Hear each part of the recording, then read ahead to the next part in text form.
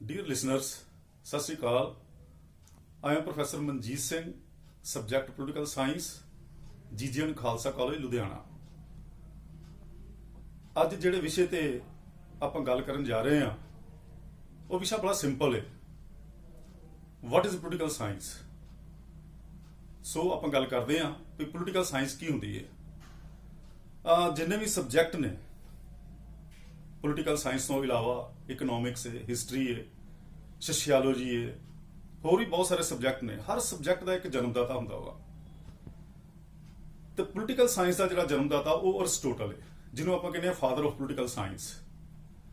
Political science ਵੈਸੇ ਤਾਂ informal shape 'ਚ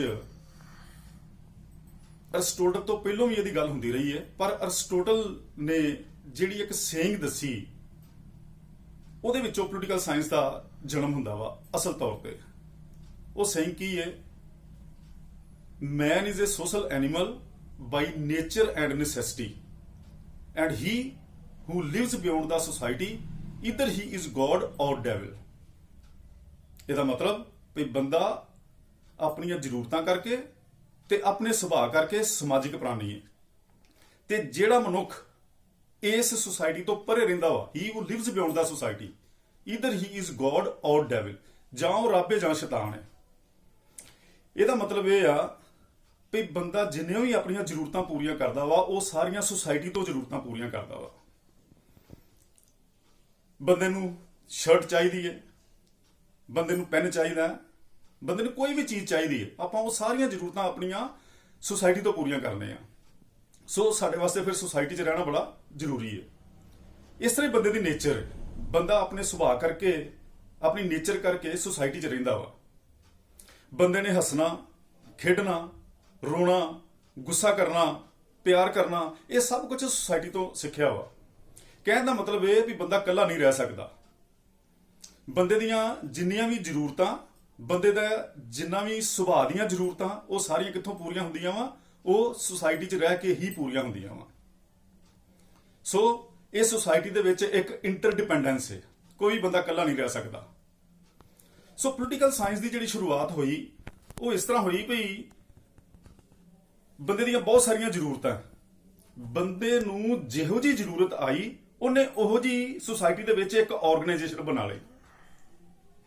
ਜਿਹੋ ਜਿਹੀਆਂ ਜ਼ਰੂਰਤਾਂ ਆਉਂਦੀਆਂ ਗਈਆਂ, ਜੇ ਆਪਾਂ ਇਤਿਹਾਸ ਦੇਖੀਏ, ਬੰਦਾ ਉਹੋ ਜਿਹੀਆਂ ਆਰਗੇਨਾਈਜੇਸ਼ਨ ਬਣਾਉਂਦਾ ਗਿਆ। ਪਰ ਇਹ ਜਿਹੜੀਆਂ ਆਰਗੇਨਾਈਜੇਸ਼ਨ ਸੀ, ਇਹ ਬੰਦੇ ਦੀਆਂ ਸਾਰੀਆਂ ਜ਼ਰੂਰਤਾਂ ਪੂਰੀਆਂ ਨਹੀਂ ਸੀ ਕਰ ਸਕਦੀਆਂ।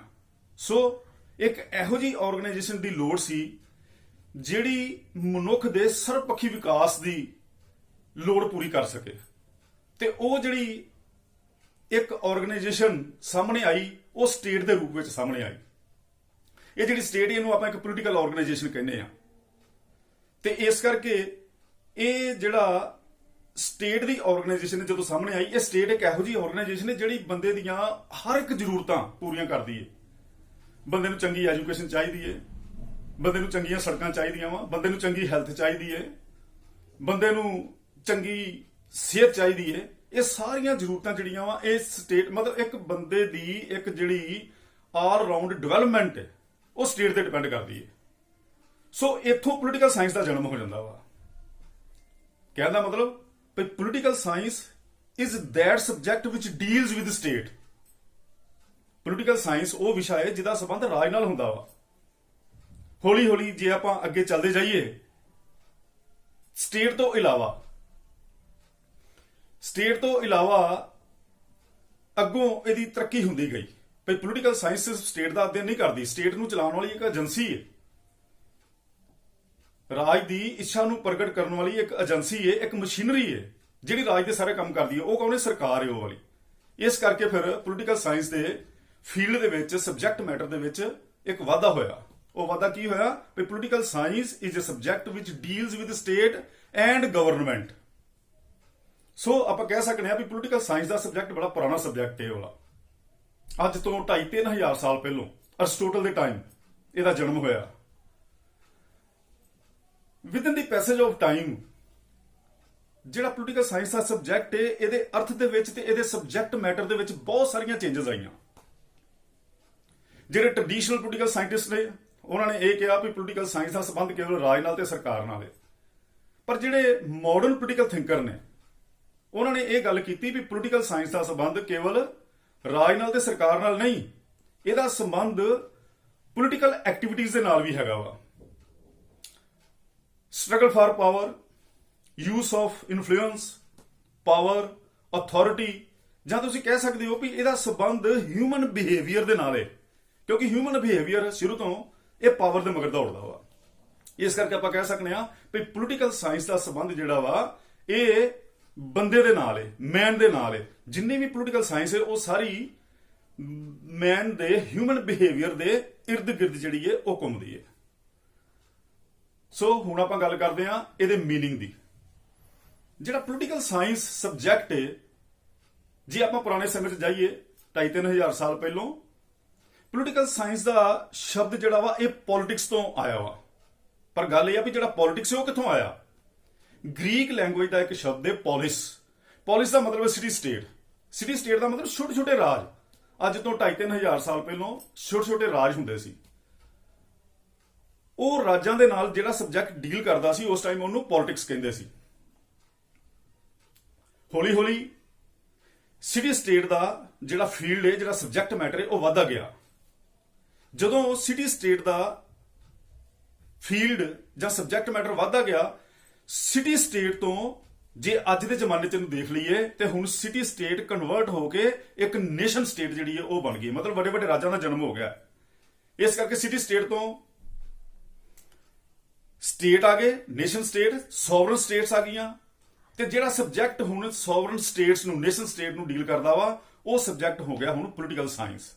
ਸੋ ਪੋਲਿਟਿਕਸ ਤੋਂ ਪੋਲੀਟੀਕਲ ਸਾਇੰਸ ਤੇ ਸਿਟੀ ਸਟੇਟ ਤੋਂ ਨੇਸ਼ਨ ਸਟੇਟਸ ਜਿਹੜੀਆਂ ਵਾ, ਸੋਵਰਨ ਸਟੇਟ ਜਿਹੜੀਆਂ ਵਾ, ਉਹਨਾਂ ਦਾ ਜਨਮ ਹੋ ਗਿਆ। ਇਹਦੀਆਂ ਬਹੁਤ ਸਾਰੀਆਂ ਡੈਫੀਨੇਸ਼ਨਸ ਨੇ ਪੋਲੀਟੀਕਲ ਸਾਇੰਸ ਦੀਆਂ, ਕੁਝ ਟ੍ਰੈਡੀਸ਼ਨਲ ਨੇ, ਕੁਝ ਮਾਡਰਨ ਨੇ।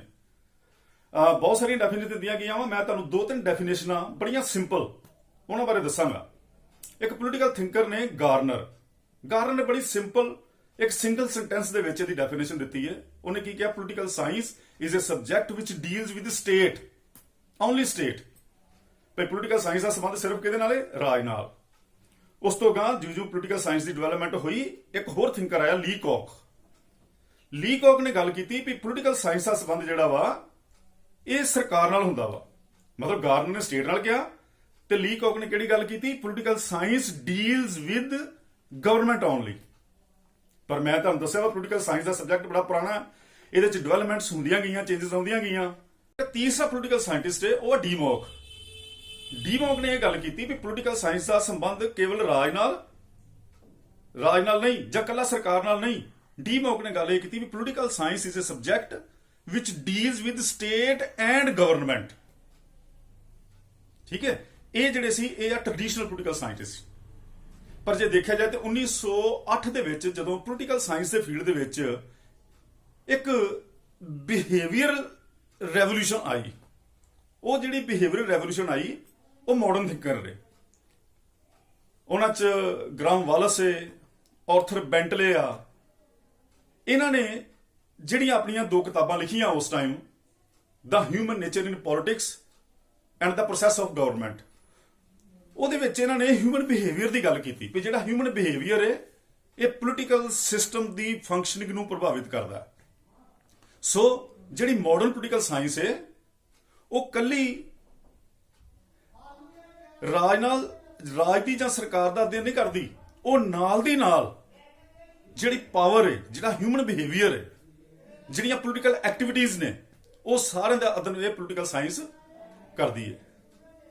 ਸੋ ਬਹੁਤ ਸਾਰੇ ਪੁਆਇੰਟਸ ਨੇ, ਕੁਝ ਜਿਹੜੇ ਪੁਆਇੰਟਸ ਨੇ ਉਹ ਟ੍ਰੈਡੀਸ਼ਨਲ ਨੇ, ਕੁਝ ਮਾਡਰਨ ਨੇ, ਜਿਹੜੀ ਮਾਡਰਨ ਪੋਲੀਟੀਕਲ ਸਾਇੰਸ ਡੀਲ ਕਰਦੀ ਹੈ।